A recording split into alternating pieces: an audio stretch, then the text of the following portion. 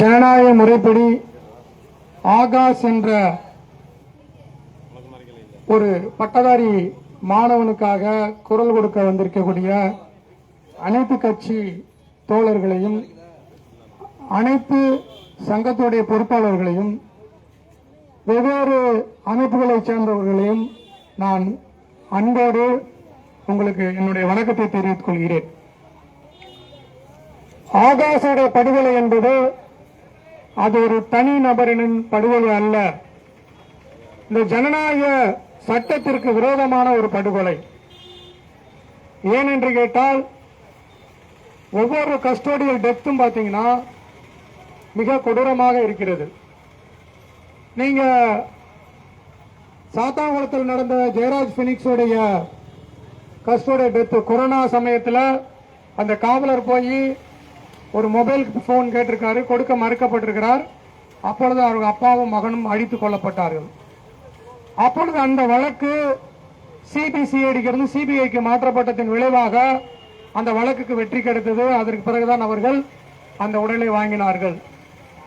இதே திருப்போணத்திலே சேர்ந்தக்கூடிய அஜித் என்ற ஒரு மாணவனுக்கு கூட ஒரு கஸ்டோடியல் டெத் நடந்தது. அந்த வழக்குமே சிபிசிஐடிக்கு சிபிஐக்கு மாற்றப்பட்டது. ஆனால் இன்று வரைக்கும் நம்முடைய ஆகாஷுடைய படுகொலையை சிபிசிஐடி வழக்குகள் பதிவு செய்தாலும் குற்றவாளிகளை இன்னும் பதிவு செய்யவில்லை. உங்களுக்கு எல்லாம் தெரியும், எந்த ஒரு எஃப்ஐஆர் காப்பி, அதாவது முதல் தகவல் அறிக்கை என்பது பப்ளிக் டொமைன்ல போடணும். அதாவது எல்லாரும் அந்த தகவல் அறிக்கையை பார்க்கலாம். நான் அந்த கேஸோட நம்பரை கொடுத்தனா அந்த கேஸ் ஹிஸ்டரி வரணும். ஆனா இன்னி வரைக்கும் அந்த அரசு அளித்துள்ள பப்ளிக் டொமைன்களை ஆகாஷனுடைய அந்த எஃப்ஐஆர் காப்பி வரவே கிடையாது. சரி, அது ஒரு பக்கம் இருக்கட்டும். ஆகாஷோடைய குற்றம் என்ன? ஒரு இடத்துல பாத்தீங்கன்னா சாராயம் வித்திருக்காங்க. அந்த சாராயம் வித்ததை இந்த அரசாங்கமும் கேட்கறது இல்ல. அதற்காக ஸ்பெஷல் பார்ட்டி வச்சிருக்க கூட மொபைல் பார்ட்டிங்கிற கூட அதை கண்டுகொள்ளவில்லை. அங்க கொடுக்கப்படக்கூடிய அவருடைய லஞ்சம் தடுக்கப்படுவதால் இந்த மாணவனை அடித்து விசாரணைக்காத பிறகு பெரிய கொலை குற்றவாளி வாட்ஸ்அப் தளங்கள்ல இதெல்லாம் பார்த்தா சோசியல் A1 கூட அதெல்லாம் கிடையாது. அந்த சாராயம் விற்கிறவங்கள தடுத்து இருக்காங்க. இதே போல ஒரு வழக்கு தான் திருச்சியில நம்ம நடந்தது. திருச்சியில வந்து பாத்தீங்கன்னா அந்த நம்முடைய ஒரு பொண்ணு வந்து அந்த இடத்துல சாராயம் வித்து இருக்கக்கூடிய அந்த நபரை தட்டி கேட்டதுனா போலீஸ் இதே மாதிரி தான் தன்னுடைய தம்பியை தினேஷை கொண்டு போய் அரெஸ்ட் பண்ணும்போது அவருடைய அக்கா வந்து என்ன பண்றா கேட்கும் போது அங்க மருந்தை குடிக்கிறார். அப்ப இந்த சமூகத்துல ஒரு தீய செயல் செய்யக்கூடிய போதைப் பொருள் ஆகாது. நிறைய விழிப்புணர்வு கொடுக்கப்படணும். போதைப் பொருள் ஆனால் இந்த போதையை உற்சாகப்படுத்தக்கூடிய இந்த சமூகம் கேடுகட்ட சமூகமா இருக்குது. அதை அவன் தட்டி கேட்டு இருக்கிறான். நல்ல ஒரு விஷயத்தை தெரிஞ்சுக்குங்க. ஆகாஷுடைய படுகொலை ஒரு தேவேந்திர குல வேளாளர் சமூகத்தை சார்ந்த ஒருவனுக்கு ஏற்பட்ட படுகொலை இல்ல. இன்னைக்கு நிறைய மறைக்கப்பட்ட உண்மைகள் இருக்கு. உங்களுக்கு ஒரு அதிர்ச்சியான செய்தியை தருகிறேன். இந்தியாவிலேயே இருக்கக்கூடிய மாநிலங்கள்ல கஸ்டோடியல் டெத்ல வந்து தமிழகம் வந்து 3வது இடத்துல இருக்குது. முதல்ல உத்தரப்பிரதேசத்துல இருக்குது. 3வது இடத்துல கஸ்டோடியல் டெத் இருக்கு. மனித உரிமைகள் பேசக்கூடிய இயக்கங்கள் தமிழகத்தில் அதிகமா இருக்கிறது. அது மட்டுமல்லாமல் கற்றோர்களுடைய விழுக்காடு கேரளாவுக்கு அடுத்து தமிழ்நாடு இருக்குது. அப்பேற்பட்ட ஒரு சூழ்நிலையில இந்த அரசாங்கம் வந்து கொஞ்சம் கூட கவலைப்படாமல், இந்த காவல்துறை கொஞ்சம் கூட கவலைப்படாமல் தன்னுடைய பணியை தவறாக பயன்படுத்துகிறார்கள். அதாவது ஒரு விதி சொல்லுது, ஒருத்தர் எப்படி நம்ம அதை அரெஸ்ட் பண்ணணும் அப்படிங்கிற ஒரு விதி. இது ஆர்டிகல் 21 அப்படிங்கிற ஒரு விதி. ஒருத்தர் அரெஸ்ட் பண்றதுக்கு முன்னாடி அவங்க அப்பா அம்மாவுக்கு நீங்க தகவல் தெரிவிக்கணும். அவங்க உற்றார் ஒருவருக்கு தகவல் தெரிவிக்கணும். அதெல்லாம் தெரிவிக்கவில்லை. உங்களுக்கெல்லாம் தெரியும், 50 வயதை கடந்தவர்களுக்கெல்லாம் தெரியும், ஒரு கிராமத்துல ஏதோ ஒரு பிரச்சனை அப்படின்னு கேட்டா அங்க கைது நடவடிக்கை வேண்டும் என்று அந்த காவல்துறை விரும்பினால் அந்த ஊரில் இருக்கக்கூடிய கிராம தலைவர்களே அந்த காவல் ஆய்வாளர் வந்து கேட்பாரு, இந்த மாதிரி இந்த பையன் மேல கேஸ் இருக்கு அப்படி உடனே ஊரு சேர்ந்து போகும். அவனுக்கு மேல என்ன குற்றம் சம்பந்தப்பட்டிருக்கு, அந்த குற்றத்திற்கான என்ன விஷயம் ஊர் சேர்ந்து போகும். அப்பொழுது சமூகமும் காவல்துறையும் இணைந்து செயல்பட்டது. இப்ப அப்படி கிடையாது. யாரு எப்பனாலும் அரெஸ்ட் பண்ணலாம் அப்படிங்கிற மாதிரி. இந்த பையனை ஒரு ஸ்பெஷல் போர்ஸ் போட்டு அரெஸ்ட் பண்ணுங்கிற அவசியமே கிடையாது. அப்பே ஒரு பெரிய கொலை குற்றவாளி கிடையாது. இந்த உதாரணமா வச்சுக்கோ, எங்கேயாவது ஒரு கொலை நடந்ததுன்னு வச்சுங்களேன், அந்த கொலைக்கு ஸ்பெஷல் பார்ட்டி போட்டு தேடுறாங்க. ஆனா தம்பி லெனின் சொல்லும்போது கூட பார்த்தா 16 குற்றவாளிகள் எல்லாமே காவல்துறையை சார்ந்தவர்கள். சாதாரண மனிதனுக்கு ஒரு சட்டம், அரசு பணியில் உள்ள காவல்துறைக்கு ஒரு சட்டமா? இப்ப சாமானியனை நீங்க அடித்துக் கொண்டால் அது கொலை அல்ல. வேற ஒருத்தர் கொலை பண்ணால் அவனுக்கு ஸ்பெஷல் போர்ஸ் போட்டு அவன் எந்த இடத்துல இருக்கானோ இப்ப 24 மணி நேரத்தில் நீங்க பிடிக்கிறீங்க. இது மிகவும் கண்டிக்கத்தக்கது. நீங்கள் காவல்துறை உங்கள் காவல் ஆய்வாளர்களுக்கு உங்கள் சப் இன்ஸ்பெக்டருக்கு மனோ ரீதியான உளவியல் ரீதியான நீங்க பயிற்சியை கொடுக்க வேண்டும். நீங்கள் விசாரணை கைதிகளாக இருந்தாலும் சரி, நீங்கள் தண்டனை கைதிகளாக இருந்தும் அவர்கள் நீங்கள் எவ்வாறு கையாள வேண்டும் என்பதை நீங்கள் அறிவுறுத்த வேண்டும் என்பதே எங்களுடைய தாழ்மையான வேண்டுகோள். ஆட்சிகள் மாறலாம், அரசாங்கம் மாறலாம், ஆனால் கூட இருக்க அரசு நிர்வாகம் மெஷினரிஸ் எப்பொழுதும் ஒரே போது இருக்க வேண்டும். எந்த இடத்திலும் அடிக்க சொல்லி இந்த லால கிடையாது, சட்டம் கிடையாது. நீங்க எந்த ஒரு குற்றவாளியும் விசாரணை கைதியும் நீங்க என்ன பண்ணக்கூடாது, நீங்க அரெஸ்ட் பண்ணக்கூடாது. உங்களுக்கு நிறைய விஷயம் நான் பார்த்தேன். நான் ரொம்ப அதிர்ச்சி தரக்கூடிய ஒரு செயலை இந்த அரசாங்கம் இந்த காவல்துறை பண்ணியிருக்காங்க. அதாவது என்னன்னு கேட்டீங்கன்னா, இப்ப பாத்தீங்கன்னா தேசிய அளவுல BNS அப்படிங்கிற ஒரு திட்டத்தை கொண்டு வந்திருக்காங்க, பாரதிய நியாய சங்கீதா. இது 2023 கொண்டு வரப்பட்ட இந்த திட்டம், இந்த சட்டம். கொஞ்சம் அமைதியா இருங்க. இந்த திட்டம் எதுக்குன்னு கேட்டீங்கன்னா, எங்கெல்லாம் அநியாயம் நடக்குதோ அந்த அநியாயத்தை தட்டி கேட்பதற்கான இந்த சட்டம். நீங்க பாத்தீங்கன்னா BNS போட்டிருக்காங்க, யாரு ஆகாஷோடயத்துல BNS போட்டிருக்காங்க. இதை என்ன பண்ணிருக்காங்க அப்படின்னு கேட்டீங்கன்னா, இந்தியன் பீனல் கோட்டுடைய 299/98 ஒரு ஆர்டிகல். இது நம்பர்லாம் என்னன்னு கேட்டீங்கன்னா, ஒவ்வொரு குற்றத்திற்கான ஒரு விதி இந்த முறைப்படி செய்யணும். இதை போன இந்த 299 விதியத்தை அப்படியே மாத்தி BNS கொண்டு வந்திருக்காங்க. இந்த BNS என்ன சொல்லுது அப்படின்னு கேட்டீங்கன்னா, நீங்க ஒருத்தரை மன ரீதியாகவோ ஒரு ஜாதி ரீதியாகவோ அவனை பேசினாலோ இல்ல அவனுக்கு சைகை காட்டினாலோ அவனுக்கு உடல் ரீதியாக புண்படுத்தினாலோ இந்த சட்டத்தை பயன்படுத்தணும் அப்படின்னு சொல்லியிருக்கு. ஆனா BNS சட்டத்தின் பிரகாரம் இவர்கள் இந்த வழக்கை தொடர்ந்தாலும் அந்த BNS சட்டத்தின் பிரகாரம் குற்றவாளிகளை பதிவு செய்யவில்லை. அதுதான் ரொம்ப ரொம்ப வருத்தமான. அப்போ இவங்க என்ன பண்ணிருக்காங்க அப்படின்னா, ஒரு குற்றவாளியோ ஒரு விசாரணை கைதியோ அரெஸ்ட் பண்ணும்போது சில விதிகள் ஃபாலோ பண்ணும். ஆர்டிகல் 21 ஃபாலோ பண்ணும். அதை ஃபாலோ பண்ணிருக்காங்களா? இல்ல. அவங்க இஷ்டத்துக்கு ஆகாஷோட அப்பா அம்மாட்ட கேட்கும் போது 24 மணி நேரம் என்ன செஞ்சிருக்காங்க, அவனை வச்சு சுத்திட்டே இருந்திருக்காங்க. கிட்டத்தட்ட 25. ஏதாவது நல்ல விஷயத்தை கேளுங்க, அவனுடைய உடல்ல உடல் கூராய்வுல கிட்டத்தட்ட 27 இடங்கள்ல காயங்கள் உள்ளதுன்னு போஸ்ட்மார்ட்டம் ரிப்போர்ட் உள்ளது. நம்ம சின்ன பிளேடு கிழிச்சாலே எவ்வளவு துடிப்போம் அப்படின்னு. சரி, எப்படிதான் கொண்டாங்க அப்படிங்கிற அதை கேட்கும் போது 2 கீழே கல்லு போட்டிருக்காங்க, 2 பெரிய கல்லு. அந்த பக்கம் அவனை படுக்க சொல்லியிருக்காங்க, அந்த பக்கம் தலைக்கு ஒரு கல்லு. என்ன செஞ்சிருக்காங்க, முட்டியில கீழே என்ன செஞ்சிருக்காங்க, அதான் 2 கல்லுக்கு இடையில எப்படியா நம்ம கீழே ஒரு பலகை மாதிரி போடும், அந்த இடத்துல வச்சு உடைச்சிருக்காங்க. கதறி இருக்கான், துடிச்சிருக்கான். இந்த உலகத்தில் படைக்கப்பட்ட சிறு எறும்பு முதல் பெரிய யானை வரைக்கும் நீங்க எந்த உயிரினத்தையும் கொள்ள அதிகாரம் உங்களுக்கு கிடையாது. இது எல்லா மதமும் சொல்லுது, குரான் சொல்லுது, பைபிள் சொல்லுது, பகவத்கீதை சொல்லுது. யாருக்கும் கொல்லக்கூடிய அதிகாரம் இல்லை. ஆனால் அந்த அதிகாரத்தை இந்த காவல்துறை கையில் எடுப்பது மிக மிக ஒரு கேவலமானது. India is a very big democratic கண்ட்ரின்னு சொல்றான், உலக நாடெல்லாம் போட்டான். இங்க ஜனநாயகம் இருக்கா?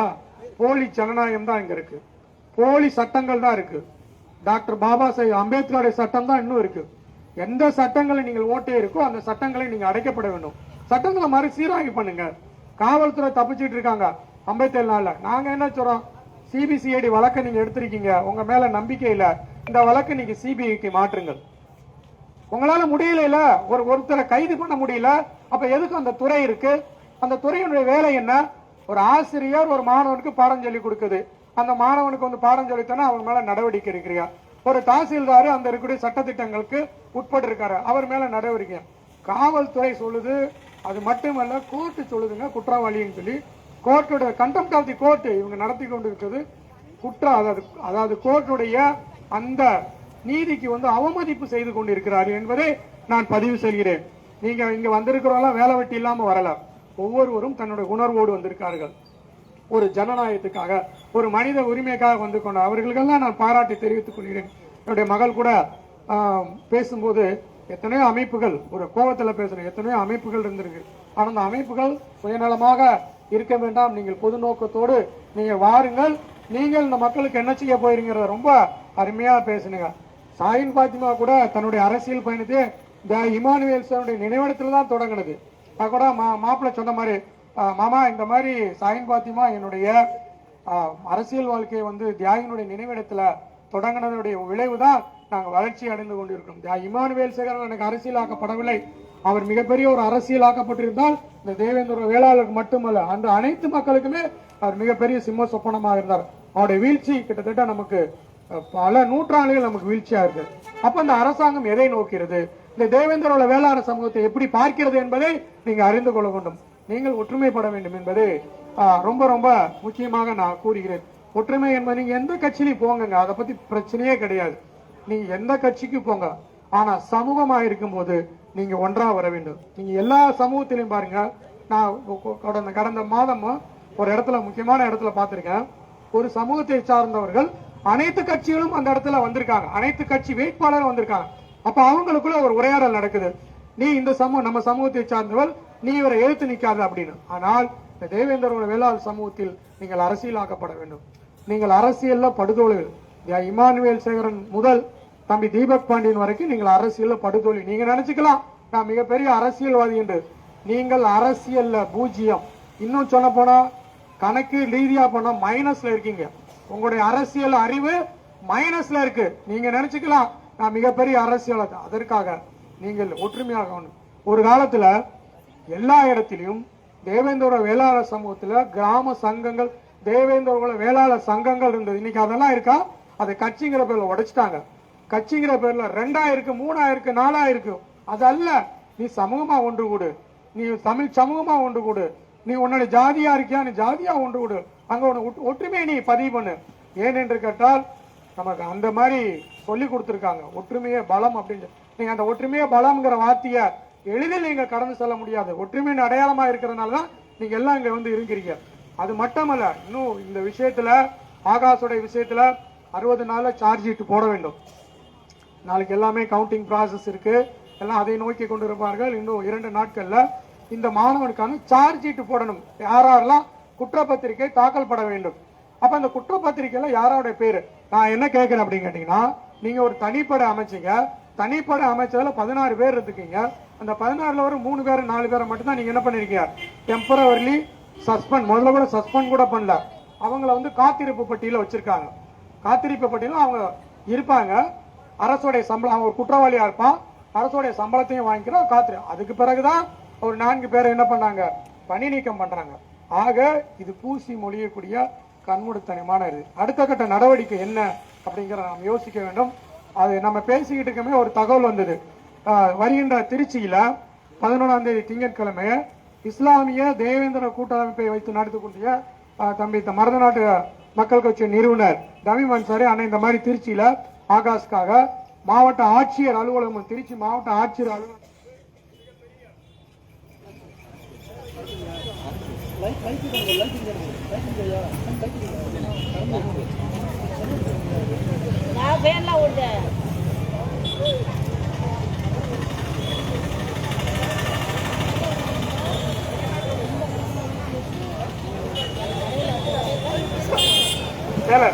ஹலோ. அதனால திருச்சியில மிகப்பெரிய ஒரு கண்டன ஆர்ப்பாட்டத்தை நடத்த திட்டமிட்டுறார்கள். ஆங்காங்கே நீங்க நடத்த வேண்டும். அதாங்க தேவேந்திர விழாத்தை சேர்ந்த நபர் சமூகங்கள் உங்களுடைய கிராமத்துல ஆகாஷ்காண்டி நம்முடைய உரிமை குரலை எழுப்ப வேண்டும். அதாவது பாத்தீங்கன்னா இந்த 46 49 ஒருத்தர் எப்படி அரெஸ்ட் பண்ணணும்னு சட்டம் சொல்லுதுங்க. அந்த சட்டத்துல ஆகாஷ ஒண்ணுமே ஃபாலோ பண்ணல. 46 49 சரி, அரெஸ்ட் பண்றதுக்கு முன்னாடி டாக்டர் பசு அப்படிங்கிறவரு ஒரு சுப்ரீம் கோர்ட் ஜட்ஜு, அவர் என்ன பண்ணிருக்காருன்னா, ஒரு குற்றவாளியோ இல்ல விசாரணை குற்றவாளியோ அவர்களை நீங்கள் வந்து கையாளும் போது எவ்வாறு கையாள வேண்டும் என்பதை அறிவுரை, இதை எல்லாத்தையுமே அவங்க என்ன பண்ணிருக்காங்க, தூக்கி எறிஞ்சிட்டு தன்னுடைய மனம் போக்குல தன்னுடைய அதிகார துஷ்பிரயோகத்தில் அவங்க அரெஸ்ட் பண்ணிருக்காங்க. இந்த ஆகாஷனுடைய போராட்டம் மிக முக்கியமான போராட்டம். இந்த போராட்டத்திற்கு நீங்க அஜித்தோடைய போராட்டமா இருக்கட்டும் இல்ல ஜெயராஜ் பினிக்ஸோடைய போராட்டம் இருக்கட்டும், அவருடைய ஜாதிய பின்புலம் சரியா இருந்தது. அந்த ஜாதிய பின்புலத்தில் இயங்கக்கூடிய மீடியாக்கள் சரியா இருந்தது. அவர் உலகம் முழுவதும் எடுத்துக்கொண்டு போனார்கள். அண்ணன் கூட அந்த ஜாதியின் பெயரை சொன்னாங்க.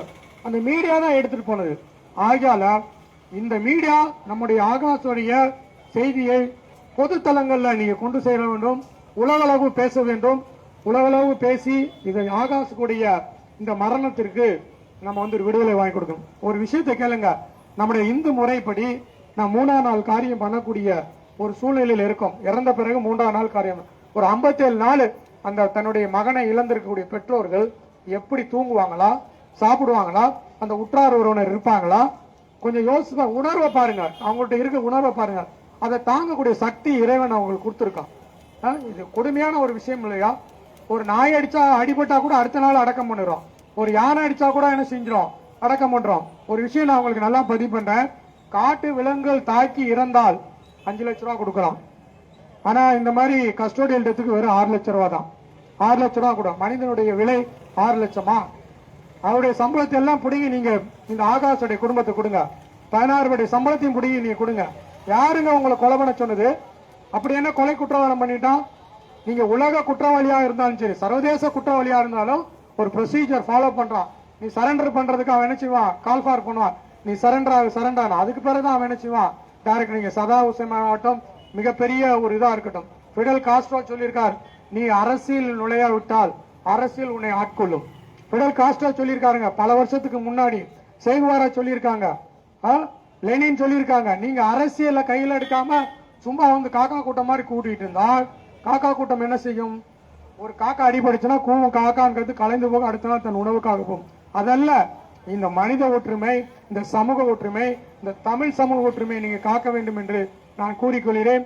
அது மட்டுமல்ல, ஆகாஷுடைய குடும்பத்துக்கு நம்ம ஆதரவா இருக்க வேண்டும். ரொம்ப ரொம்ப முக்கியம். எத்தனை பேர் அவங்க அப்பா அம்மா போய் பார்த்தீங்கன்னு தெரியல. மிக நம்ம ஆறுதலா இருக்க முடியும். கடந்து செல்லக்கூடிய விஷயம் அல்ல. இதை மிகப்பெரிய ஒரு ஆராய்ச்சிக்கு உட்படுத்த வேண்டும். 27 இடங்கள் அந்த பாடி அங்க உள்ள இருக்கும்போது அதோடைய ஆர்கன்ஸ், அதோடைய உறுப்புகள் எப்படி இருக்கும்? மிக மிக ஒரு கொடுமையான விஷயம், ஜனநாயகத்துக்கு எதிரான விஷயம், மனித உரிமைக்கு எதிரான விஷயம் அப்படிங்கறத நான் இந்த நேரத்தில் பதிவு செய்ய நான் அது மட்டுமல்ல, ஆகாஷனுடைய இந்த கொலை இந்த சமூகத்திற்கு மட்டுமல்ல இந்த உலகத்திற்கு மிகப்பெரிய ஒரு விடுதலை பெற்றுத்தர வேண்டும் என்று நான் ஆசைப்படுகிறேன். அது மட்டுமல்ல, தொடர்ந்து இந்த கிருஷ்ணராஜபுரம் மக்கள் தொடர்ந்து இந்த ஆர்ப்பாட்டத்தை நடந்து கொண்டிருக்கிறார்கள். அவர்களுக்கு என்னுடைய சார்பாக வாழ்த்துக்களையும் என்னுடைய ஆதரவையும் தெரிவித்துக் கொண்டு எனக்கு பேச வைத்த அனைவருக்கும் நன்றி கூறி விடைபெறுகிறேன். நன்றி, வணக்கம்.